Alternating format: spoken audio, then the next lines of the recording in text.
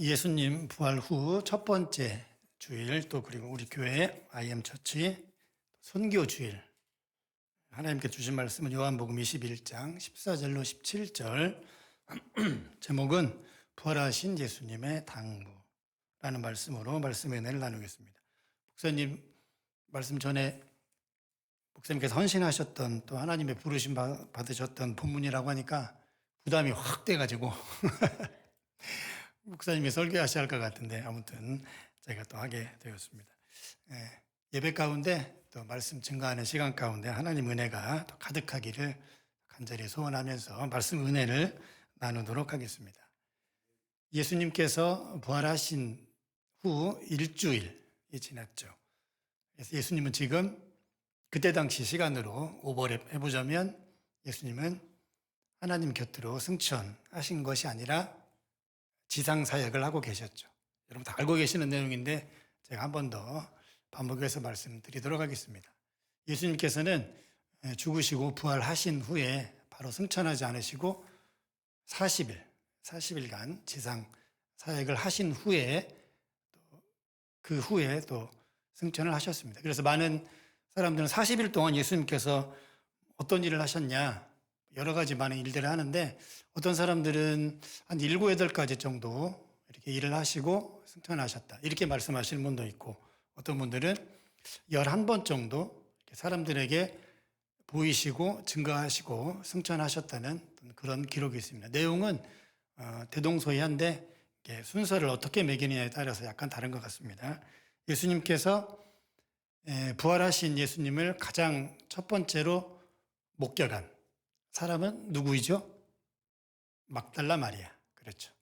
막달라 마리아. 그래서 가장 먼저 부활하신 예수님께서 나타내 보이셨던 사람은 마리아란 또 여인이었습니다.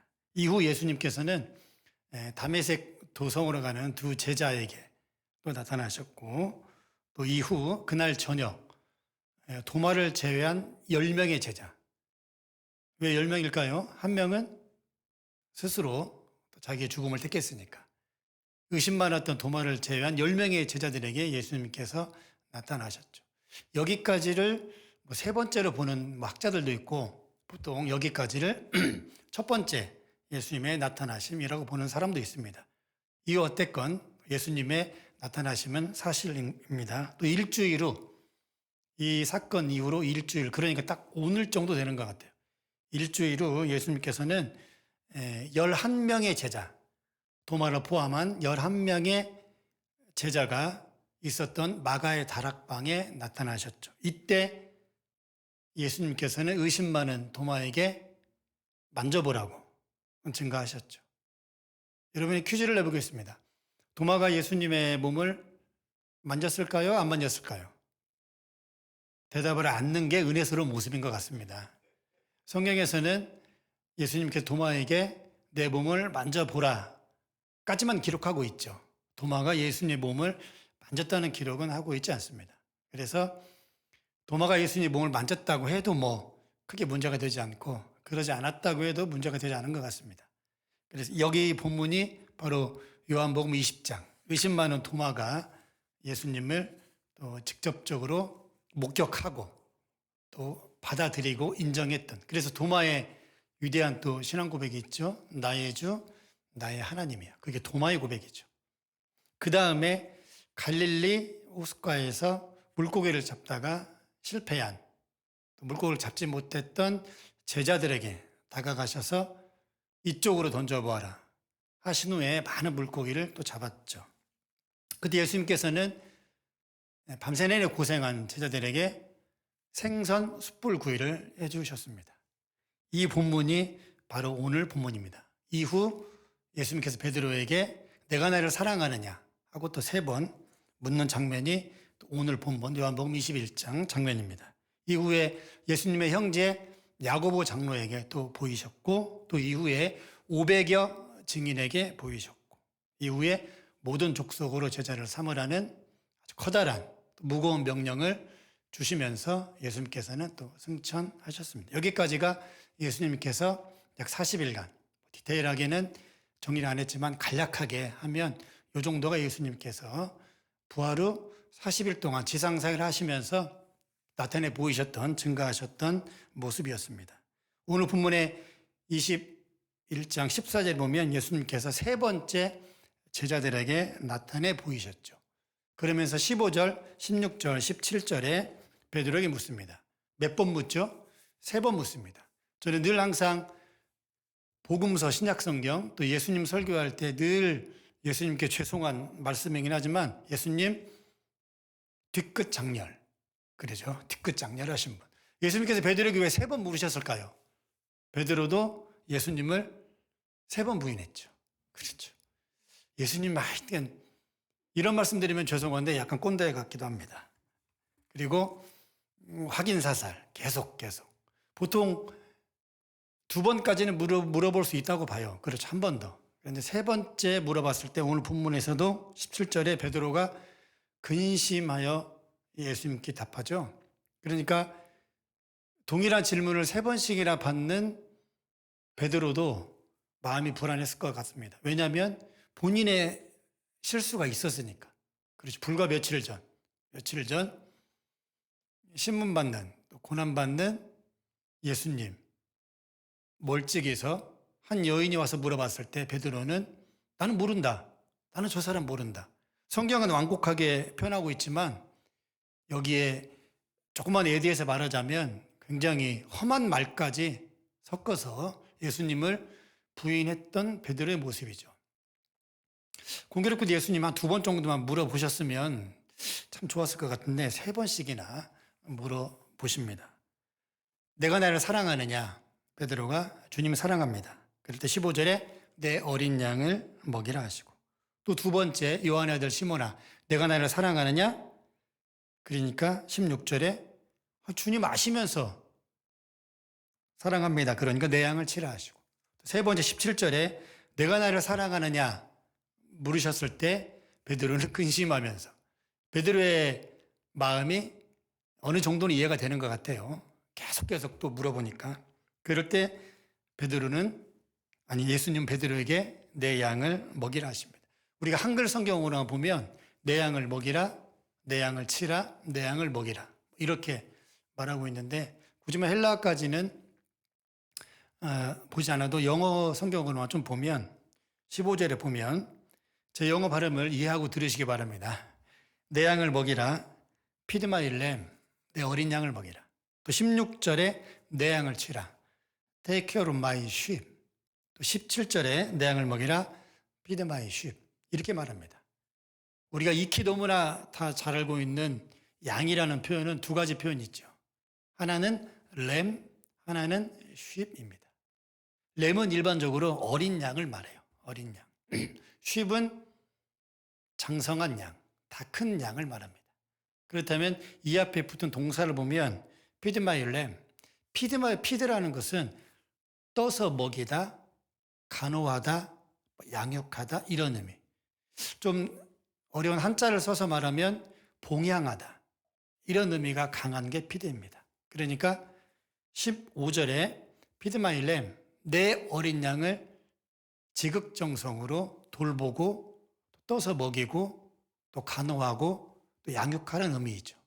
16절에는 take care of my sheep. 여기서의 sheep은 다 큰 양, 장성한 양. 이 양을 이제 피드하지 말고 take care라고 합니다.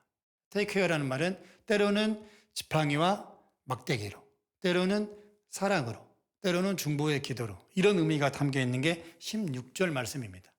17절 말씀은 그렇다면 feed my sheep.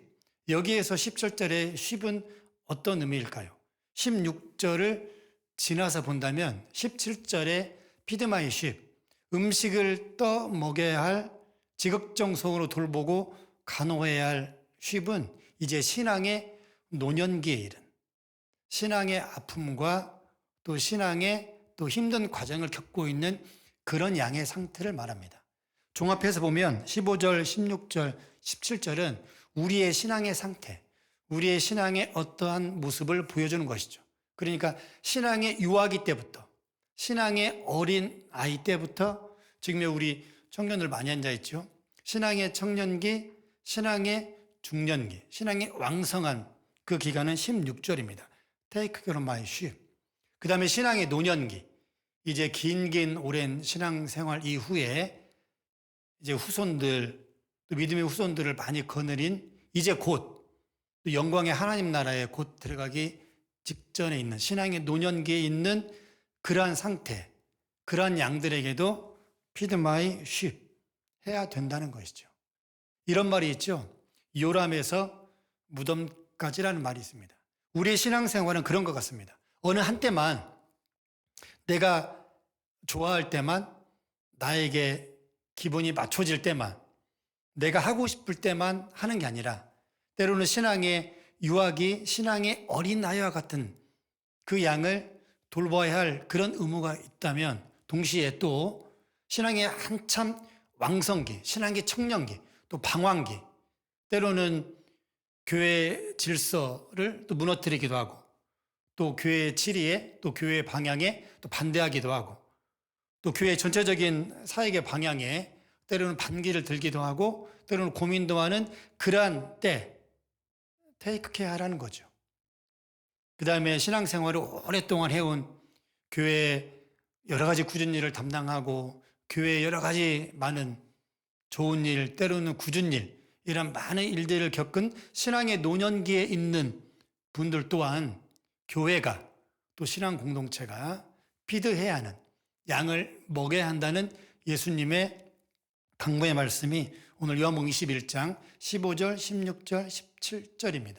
예수님께서는 서두에 말씀드렸듯 너희는 가서 모든 족속으로 제자를 삼아 아버지와 아들과 성령의 이름으로 세례를 주고, 이러한 크신 명령을 주시기도 하셨지만 그런 예수님께서는 40일간의 지상 사역 기간 중에 오늘 본문에서처럼 아주 디테일하게 한 사람, 한 생명, 한 영혼의 신앙을 끝까지 어느 한 일정 기간에만 돌보고 양육하는 게 아니라 신앙의 긴 오랜 기간 동안 교회 공동체가 감당해야 된다는 것을 예수님께서는 당부하고 있는 것이죠. 여러분, 당부라는 말은 무겁게 부탁하다, 간절히 부탁하다는 의미죠.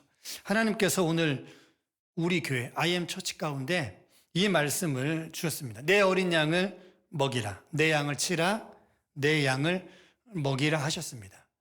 이런 사역, 예수님의 간절한 당부, 예수님의 진심이 들어가 있는 40일간의 지상 사역 가운데 7번째로 나타나셔서 보이셔서 말씀하시고 부탁하셨던 이 말씀, 내 양을 먹이고 내 양을 치라라는 것. 다른 양이 아니죠. 하나님께서 보내신 어린 양, 어렸을 때부터의 그러한 성도를 노년에 이르기까지, 물론 중간에 청년기, 중년기를 지나서 그때까지 같이 함께 먹이고 양육하고 또 다스리고 사랑하라는 그러한 말씀을 주셨습니다. 그렇다면 무엇을 15절과 16절과 17절에 그렇다면 우리는 하나님께서 부탁하신 예수님의 핏값으로 주고 산 이 양들에게 우리는 무엇을 가르치고 무엇을 먹여야 할까요? 교회 성장학? 어떻게 하면 사람들을 많이 끌어모으는가? 어떤 목회의 테크닉? 신앙의 기교? 이런 것일까요? 아니죠. 오늘 본문은 서두에서 말씀드렸듯 부활하신 예수님께서 40일 동안 지상사역 하시면서 7번째 나타내 보이셨을 때 베드로를 비롯한 제자들에게 당부하셨던, 그리고 이 시간 4월 7일 오늘 주일 예배를 드리는 우리에게 당부하시는 말씀입니다. 세상의 기교, 어떤 목회의 방법, 신앙의 테크닉, 이런 것들을 예수님께서는 양들에게 가르치고 먹이고 그들을 사랑하라고 하셨을까요? 아니죠. 오늘 본문은 부활하신 예수님께서 나타내 보이셔서 증거하신 것입니다. 예수님께서 사랑하는 제자에게, 그리고 이 시간 우리에게 간곡히 부탁하시고 당부하시는 것은 예수님의 부활입니다. 예수께서 부활하셨다는 사실입니다. 지금도 많은 사람들은 예수님의 부활을 인정하지 않거나 예수님의 부활을 무시하거나 예수님은 실존 인물이 아니었다, 예수님은 귀신이었다, 가연설을 주장하는 사람도 있습니다.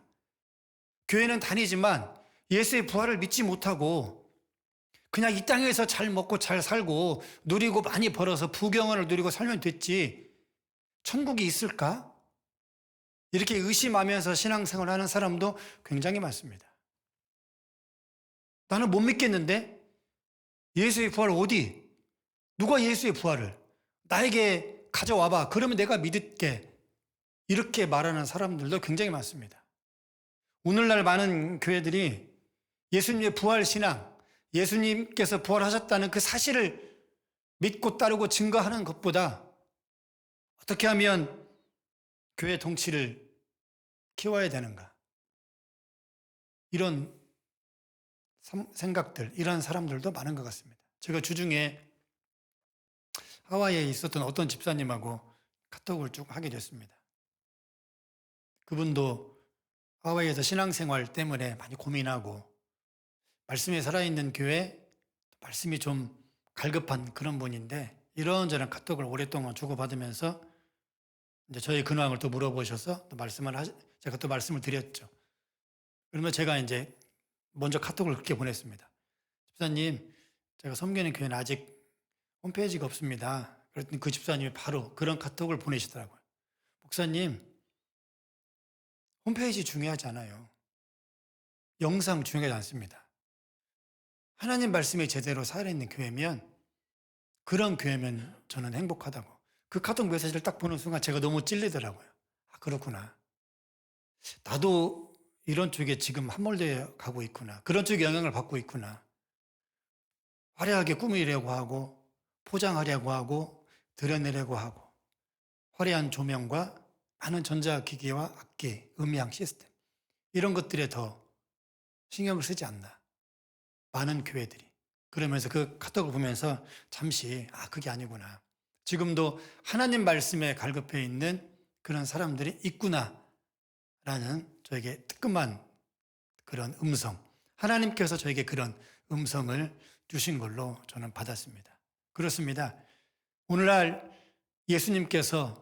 부활하신 예수님께서 우리에게 간곡히 당부하시는 것은 예수께서는 부활하셨다는 사실입니다.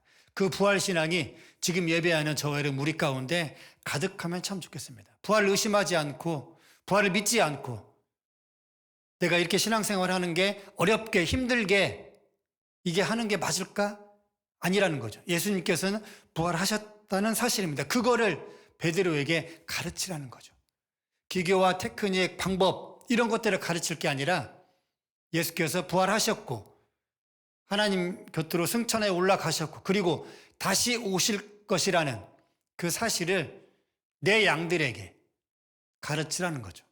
우리 교회가 우리 IM 처치 교회가 예수님의 부활을 증거하는 그런 교회 또 하나님께서 부탁하신 한 사람 한 생명을 또 양육하고 먹이고 가르치는 그런 교회가 되면 참 좋겠습니다. 그래서 부활하신 예수님의 당부 그 당부가 오늘 이 시간 나에게 또 우리 공동체에게 주시는 그런 당부의 말씀으로 믿고 하나님 나라를 향해서 끝까지 또 다 함께 믿음으로 정진하는 저와 여러분 모두가 되시기를 주님의 이름으로 간절히 진심으로 축원합니다. 아멘. 기도하겠습니다.